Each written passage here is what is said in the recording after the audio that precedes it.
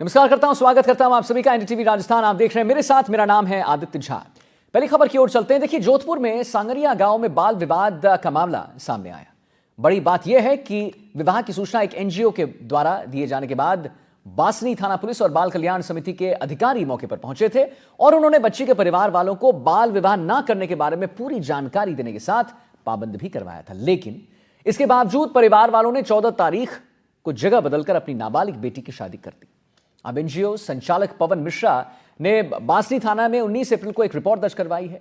फिलहाल बासनी थाना पुलिस ने बाल विवाह अधिनियम एक्ट के अंतर्गत मामला दर्ज कर जांच शुरू कर दी है। लेकिन इसमें सवाल यह उठता है कि आखिर इस जानकारी के बाद भी बाल विवाह क्यों नहीं रुकवाया गया? परिवार वालों ने उसी दिन जगह बदलकर दोनों नाबालिग की शादी क्यों करवा दी?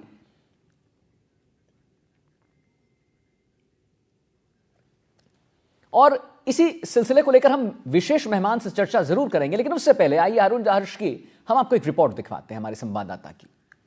जोधपुर के सांगरिया इलाके में शादी को लेकर बवाल कटा हुआ है। बवाल इसलिए कटा हुआ है कि दो बहनों की शादी थी और उसमें से एक बच्ची नाबालिग है, जिसकी शिकायत पुलिस प्रशासन को मिली, जिसके बाद पुलिस यहाँ पहुंची है। किस तरह से जो है पुलिस अब कार्रवाई कर रही है, इसको जानने के लिए हम बात करेंगे। यही है बासनी थाना अधिकारी नितिन दवे, उनसे जान लेते हैं किस तरह से ये कार्रवाई की जा रही है। सर, किस तरह से जो ये क्या आपको शिकायत मिली और क्या कार्रवाई कर रहे आज हमारे ये एनजीओ के जो कार्यकर्ता हैं, उन्होंने हमको एक सूचना दी थी कि इनके पास में कुछ सूचना है, यहाँ बाल विवाह होने की संभावना है। उसमें हम यहाँ मौके पे आए हैं और यहाँ आके जानकारी ली तो इनके परिजन बता रहे हैं कि बड़ी लड़की की शादी है, छोटी वाली की शादी है नहीं। और फिर भी हमने इनको कानून की सारी जानकारी देते हुए इनको अवगत कराया है कि आप बाल विवाह यदि कर भी रहे हैं तो इसको आप बिल्कुल अंजाम नहीं देंगे, और यदि ये आप इस तरह से कोई कृत्य करते हैं तो वो कानूनी रूप से अपराध होता है। तो इनको भी इन चीजों का ज्ञान है और इनको नोटिस देके पाबंद कराया गया है और मौके पे शांति है। मैडम, किस तरह से आपके पास क्या सूचना आई थी और क्या आपने जो आपने तो मेहंदी के फोटो वगैरह सारे आपने तो कलेक्ट कर लिए थे, जिसमें ये पुख्ता साबित हो रहा था कि नाबालिग की शादी हो रही है?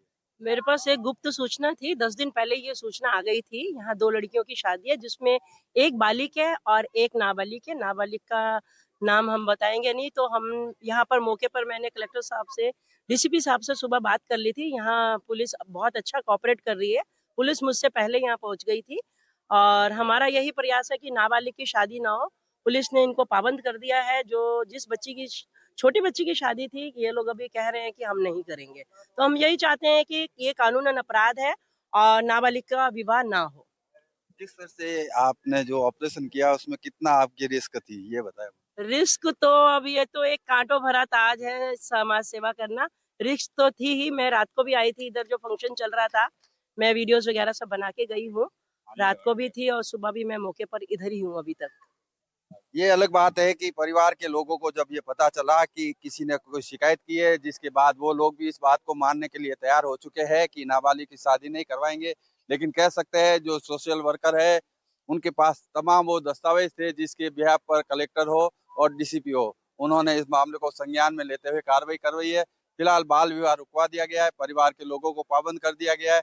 लेकिन कह सकते हैं बाल विवाह एक सामाजिक कुरीति है, इसमें सभी लोगों को हिस्सेदार बनकर बाल विवाह रोकने में आगे आना चाहिए। जोधपुर से एनडीटीवी के लिए अरुण हर्ष की रिपोर्ट। और इसी सिलसिले पर डिस्कस करने के लिए हमारे साथ श्रीमती पवन मिश्रा जी जुड़ गई हैं। एनजीओ है इनका मेरी भावनाएं सेवा संस्थान, और अरुण हर्ष हमारे संवाददाता भी जुड़ गए हैं। पवन जी, पहले आपके पास चलना चाहूंगा। मैं जरा जानना चाहता हूं कि क्या मजबूरी रहती है पवन जी, जब 17 बार बार बता दिया गया है, जब सब कुछ पता है, जानकारी दे दी गई है कि बाल विवाह गलत है, उसे रुकवा देना चाहिए, तब भी 17 साल के दूल्हे को एक 15 साल की दुल्हन से बांध दिया गया। क्या मजबूरी रहती है कि बाल विवाह ये लोग करा लेते हैं? सर, मैं यही कहना चाहूंगी कि इसमें ये लोग क्या करते हैं कि एक ही खाने के अंदर, जैसे इनके घर में जितने बच्चे हैं, 3 हैं, 4 हैं, तो सभी की शादी कर दी जाती है एक ही खाने में। तो एक तो ये लोग ऐसा करते हैं राजस्थान में। सेकंड, ये लोग जैसे कोई मर जाता है तो उसका मृत्यु भोज होता है, उसके पीछे जैसे घर में जितने भी फैमिली के मेंबर हैं, उनके बच्चे 20-30, तो सबकी शादी एक ही दिन में उस खाने के अंदर हो जाती है। फिर बाद में लड़कियां बड़ी हो जाती हैं, शादी तो 3 साल, 4 साल, 5 साल की उम्र में कर देते हैं, लेकिन बच्चियां बड़ी हो जाती हैं तो भी वो मेरे पास आती है एनजीओ में कि मैडम हमारी शादी निरस्त करवाओ। हाँ, वही ये आपने बहुत एक इंपॉर्टेंट हाईलाइट किया है चीज को मैम, कि आप कह रही हैं कि जब ये बच्ची बड़ी हो जाती हैं तो उसके बाद ये खुद आती हैं आपके पास और कहती हैं कि नहीं मुझे अब इससे छुटकारा चाहिए। तो क्या मेंटल इनको टॉर्चर होता है, क्या प्रॉब्लम्स होते हैं इनको मेंटली और सोशली, कितना इनको प्रॉब्लम्स होता है, उसके बारे में जरा हमारे दर्शकों को बताइए मैम। हाँ, मेंटली जैसे इनको पता लगता है कि वो लड़का पढ़ा लिखा भी नहीं है, ड्रग एडिक्ट है या कोई शराब पी रहा है, काम धंधा नहीं करता है, और लड़कियां क्या पढ़ लेती हैं आजकल, तो ये सोचती है कि हम अब अपने पैरों पे खड़े हो जाएं और अपनी जिंदगी नरक क्यों बनाएं। तो इसलिए ये बच्चियां मेरे पास आती है, मुझे कॉल करती हैं कि मैडम प्लीज मुझे बचाओ, मुझे मेरे पैरों पे खड़ा होना और मेरा बाल विवाह निरस्त करवा।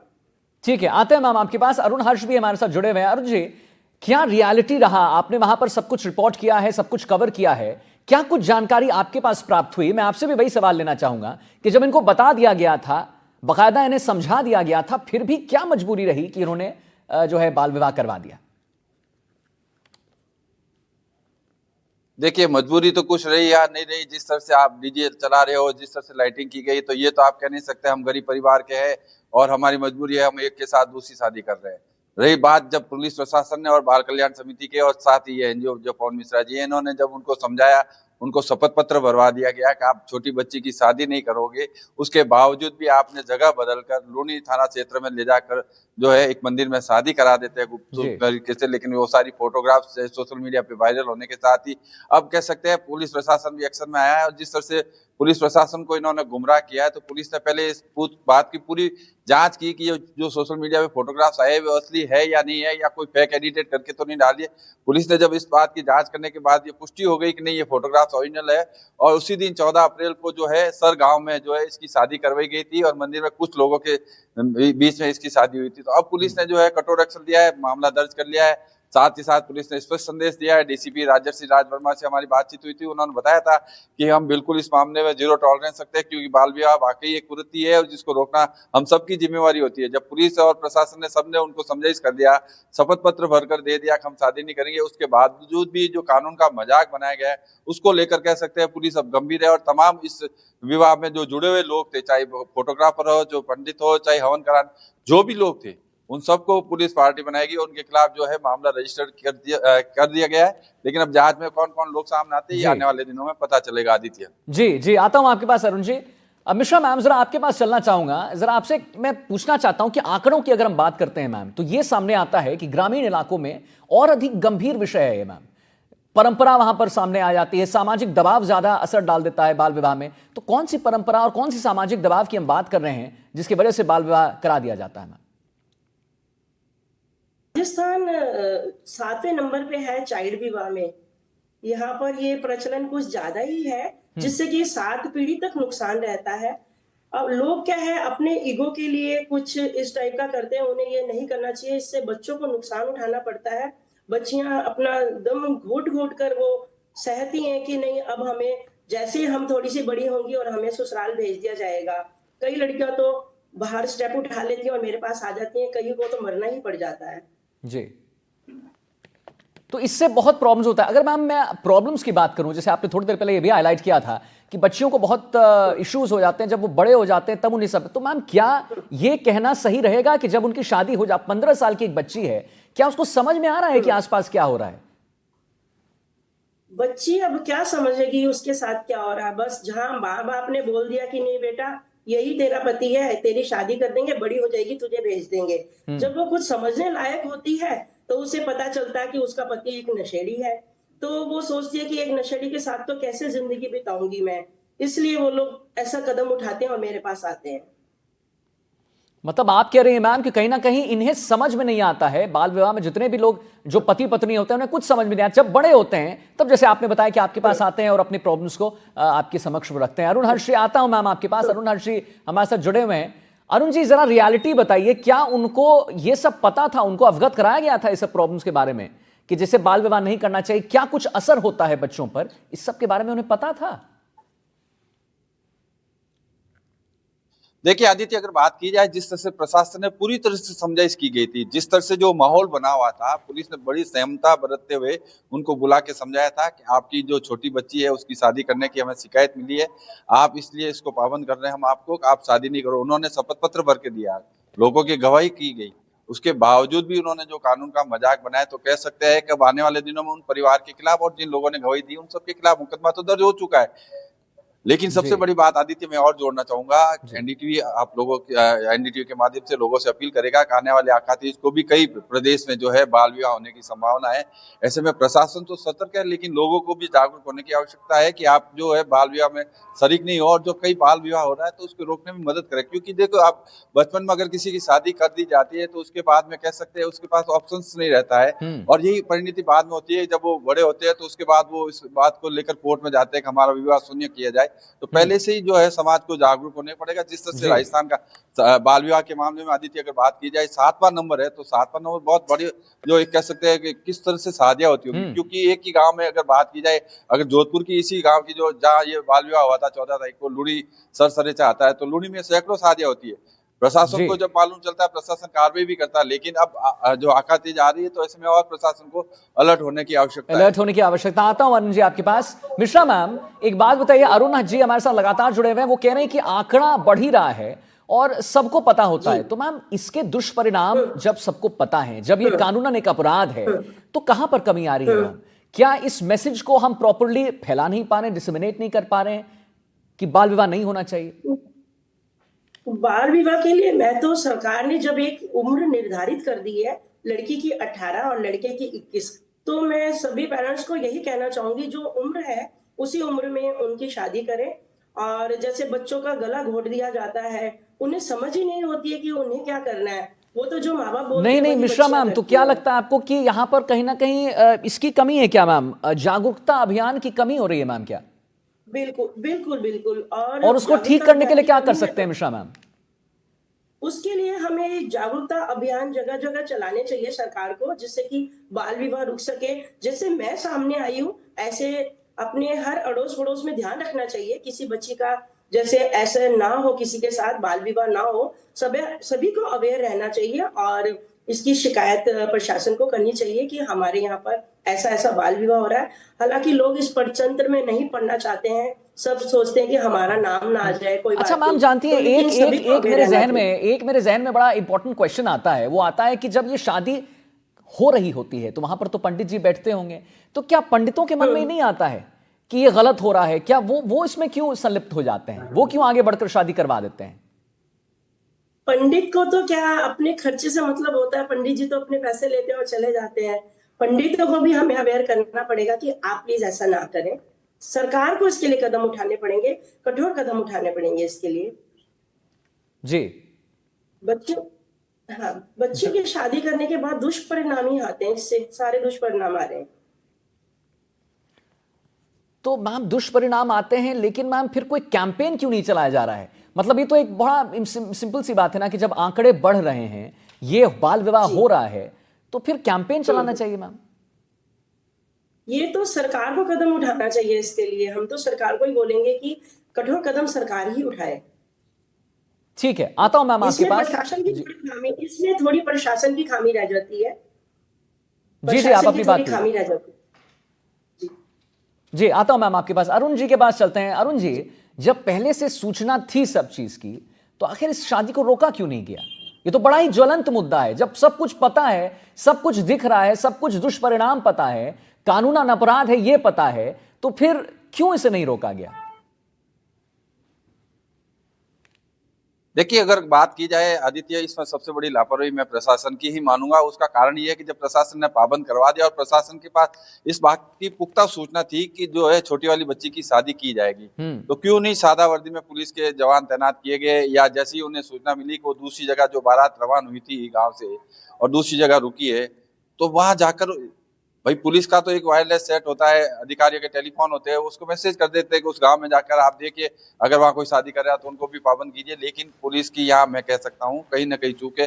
पुलिस इस बात से निश्चित हो गई कि हमने जो है इसके जो पाबंद करवा दिया है, शपथ पत्र भरवा लिया है, कोर्ट में हमने इसका दे दिया है, अगर ये कुछ करेंगे तो आगे जो कानूनी विधिक कार्रवाई होगी वो की जाएगी। लेकिन अगर जागरूकता की अगर बात की जाए तो इसमें एक कदम और आगे बढ़कर पुलिस को काम करना चाहिए था, इनिशिएटिव लेना चाहिए था। चूंकि आकातीज आने वाली है, 30 अप्रैल को करीब आकातीज है, तो शायद उस दिन सैकड़ों विवाह होंगे, तो ये एक उदाहरण बन जाता, नजीर बन जाता कि किस तरह से जो है पुलिस के पास सूचना पहुंचती है, कोई भी बाल विवाह करता है तो, और पुलिस सख्त कार्रवाई करती है। अब देखना ये है कि जिस तरह से मुकदमा दर्ज हुआ कितने लोगों को लाती है, लेकिन कह सकते हैं अगर उस दिन 14 अप्रैल को पुलिस थोड़ी सी और सजग रहती तो शायद ये शादी नहीं होती, ये बाल विवाह रुक जाता।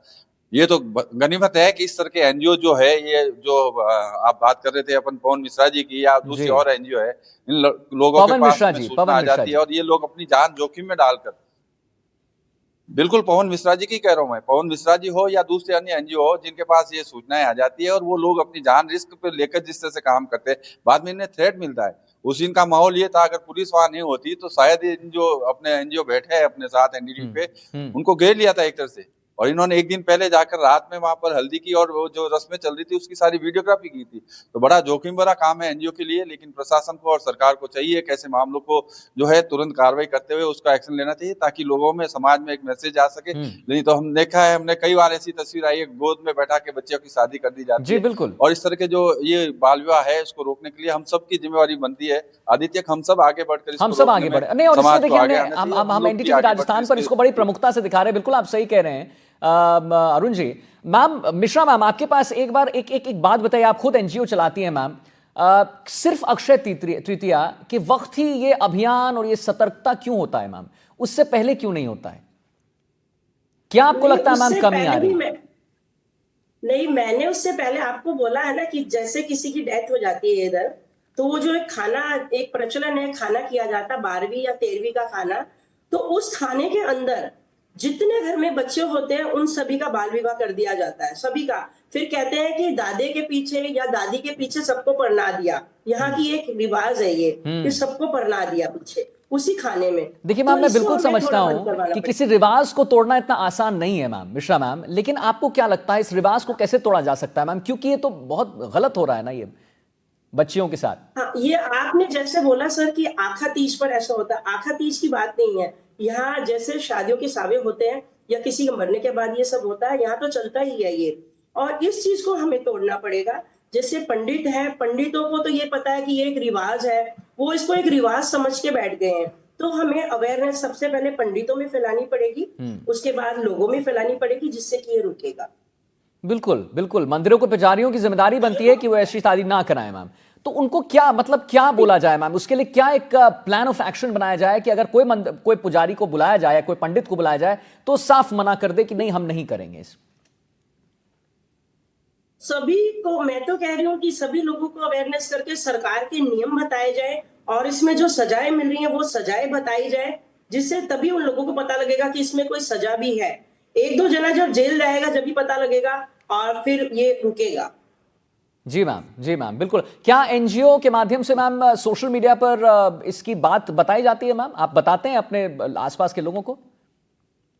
हाँ बिल्कुल, मैं तो एनजीओ के माध्यम से भी बताती हूँ। मैं अपने स्टेटस पे भी कई बार ऐसा लगाती हूँ कि छोटी बच्चों का गला मत घोटिए, आप उन्हें बड़ा होने दीजिए, उन्हें भी जीने का अधिकार है, कुछ बनने का अधिकार है, आप प्लीज ऐसा ना करें।